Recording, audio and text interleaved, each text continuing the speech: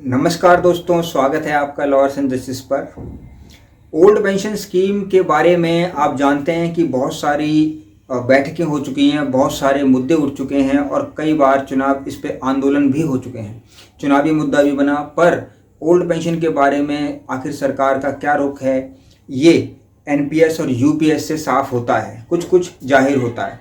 इसी कड़ी के अंदर मैं आपके सामने लेकर आया हूँ कि अभी जब मानसून सेशन चल रहा है पार्लियामेंट का, संसद में, तो जब क्वेश्चन आंसर फॉर्म हुए और उस क्वेश्चन आंसर में एक सवाल पूछा गया कि क्या ओल्ड पेंशन स्कीम का मुद्दा सरकार के विचाराधीन है, तो इसके एवज में क्या जवाब आया मैं डिटेल में इस वीडियो में आपको बताऊंगा। और वो जवाब क्यों आया, उसके पीछे की वजह क्या थी, वो भी मैं आपको डिटेल में बताऊंगा। तो बने रहिएगा मेरे साथ। दोस्तों, पुरानी पेंशन योजना की बहाली का कोई भी प्रस्ताव सरकार के पास विचाराधीन नहीं है, ये कहना है भारत की finance minister Mrs Nirmala Sitharaman ji का।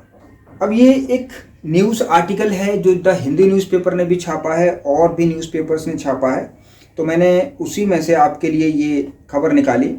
राष्ट्रीय पेंशन प्रणाली के अंतर्गत आने वाले केंद्रीय सरकारी कर्मचारियों के संबंध में पुरानी पेंशन योजना को बहाल करने के लिए भारत सरकार के पास कोई प्रस्ताव विचाराधीन नहीं है। ये सोमवार को संसद में सूचित किया गया और ये सूचित किया वित्त मंत्री सीतारमण ने। तो वित्त मंत्री निर्मला सीतारमण ने लोकसभा में प्रश्न के उत्तर में ये कहा कि सरकारी खजाने पर असहाय राजकोषीय दायित्व के कारण सरकार ने ओपीएस से दूरी बना ली थी। यानी जो रीजनिंग है या जो इशू है इसके पीछे कि क्यों सरकार ने ओपीएस ख़त्म किया था 2004 से, जिन लोगों का भी एम्प्लॉयमेंट में जो लोग गए सेवा में, उनका क्यों ख़त्म किया ओपीएस, तो उसके पीछे सरकार का तर्क जो है वो यही है कि, मैं फिर से बता देता हूँ, असहाय राजकोषीय दायित्व के कारण, क्योंकि राजकोषीय घाटा बढ़ रहा था या फिर उस पर बहुत ज़्यादा प्रेशर पड़ रहा था कोष के ऊपर, इसलिए इस पेंशन योजना को बंद करना पड़ा। एनपीएस आया और यूपीएस आया, इन दोनों को उसके अल्टरनेट के तौर पे लाया गया। एनपीएस एक परिभाषित अंशदान आधारित योजना है जिसे 1 जनवरी 2004 को या उसके बाद सेवा में शामिल होने वाले केंद्रीय कर्मचारियों के लिए लाया गया था, ये हम सब जानते हैं। जब ये क्वेश्चन पार्लियामेंट में पूछा गया तो उन्होंने कुछ और भी जवाब दिए। उन्होंने कहा कि ऐसे कर्मचारियों के लिए पेंशन संबंधी लाभों में सुधार लाने के लिए उद्देश्य से एनपीएस में संशोधन के उपाय सुझाने के लिए तत्कालीन वित्त सचिव की अध्यक्षता में एक समिति गठित की गई थी। आप जानते हैं एक समिति गठित हुई थी सो दैट कि जो एनपीएस था उसके अंदर क्या ड्रॉबैक्स हैं उसको ठीक किया जा सके।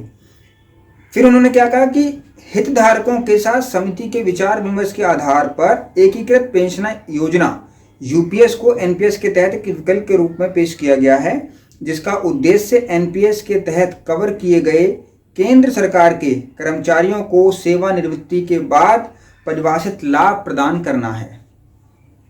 तो यूपीएस के अंदर ये जो एनपीएस के अंदर एक ड्रॉबैक था कि रिटायरमेंट के बाद पेंशन नहीं दी जाती, तो वो चीज़ को जो यूपीएस आया उसमें डाल दिया गया कि जो पेंशन नहीं दी जाती थी यूपीएस में पेंशन का प्रोविज़न भी कर दिया गया, लेकिन जो ओल्ड पेंशन स्कीम थी उसको वापस नहीं किया गया। इसके अलावा उन्होंने कहा कि एनपीएस के तहत यूपीएस का विकल्प चुनने वाले सरकारी कर्मचारी सेवा के दौरान सरकारी कर्मचारी की मृत्यु या अशक्तता या विकलांगता के आधार पर उसकी सेवा मुक्ति की स्थिति में सीसीएस पेंशन नियम 2021 एंड असाधारण पेंशन नियम 2023 के तहत लाभ प्रदान करने के लिए विकल्प के लिए भी पात्र होंगे। एक और भी विकल्प है जिसको आप डिसेबिलिटी पेंशन के रूप में देखते हैं, वो भी वहाँ पर है। उन्होंने कहा कि यूपीएस को सरकार 24 जनवरी 2025 को एक अधिसूचना के माध्यम से एनपीएस के तहत अंतर्गत एक विकल्प के रूप में पेश किया गया है। ये 24 जनवरी 2025 से लागू हो गया था। तो दोस्तों, जब ये प्रश्न गवर्नमेंट से पूछा गया तो उनका यही आंसर आया, यही प्रीवियस वीडियोस में और अन्य वीडियोस में भी हम देखते हैं और सुनते हैं। मैंने भी बहुत सारी वीडियोस डाली हैं, उसमें भी यही चीज़ आ रही है कि जो लॉजिक था सरकार का इस बात के पीछे कि ओपीएस को हटाया जाए, वो यही था कि राजकोषीय घाटा, यानी राजकोष जो देश का जो कोष होता है उस पर एक बहुत बड़ा बोझ पड़ रहा था इनके अकॉर्डिंग, और उस बोझ को कम करने के लिए ओल्ड पेंशन स्कीम को बंद करना पड़ा और उसकी जगह नेशनल पेंशन सिस्टम को इंट्रोड्यूस करना पड़ा। तो 2004 के बाद जितने भी कर्मचारी नए आए उन सभी पर एनपीएस लागू हो गया। यूपीएस को इसके तहत एक विकल्प के रूप में भी प्रस्तुत किया गया। सरकार ने एक योजना और प्रस्तुत की थी इसी साल, मैंने एक वीडियो बना के भी डाला था। उसमें क्या कहा गया था कि जिन लोगों का नोटिफिकेशन या फिर ज्वाइनिंग बेसिकली नोटिफिकेशन नहीं, ज्वाइनिंग एक नोटिफिकेशन निकाला गया था।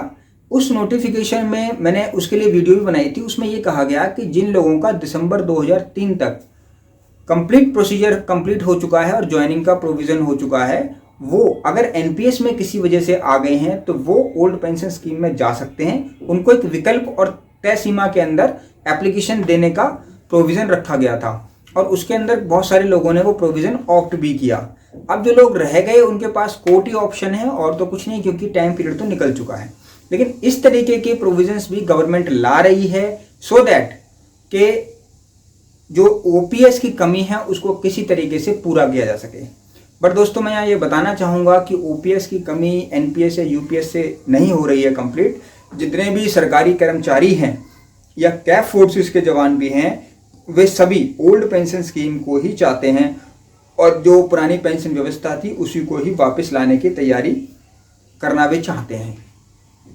एक मेजॉरिटी का ये रुख है कि ओल्ड पेंशन स्कीम को ही वापस ले आया जाए और जो जितने भी एनपीएस यूपीएस जैसी जो भी पेंशन सिस्टम चल रहे हैं वे सब बंद हो जाए। ओल्ड पेंशन दोस्तों इस टाइप का मुद्दा है कि जितने भी रिटायर सरकारी कर्मचारी हो गए या जितने भी वर्किंग सरकारी कर्मचारी हैं वे सब ओल्ड पेंशन ही चाहते हैं।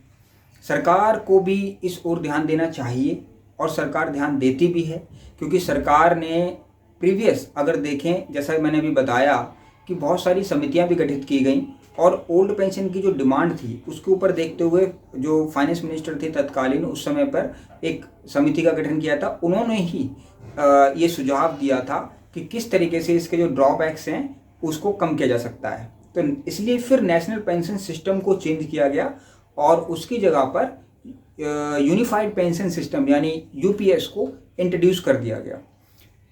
यूनिफाइड पेंशन के अंदर कुछ बेनिफिट्स एक्स्ट्रा हैं जो नेशनल पेंशन सिस्टम के अंदर नहीं थे।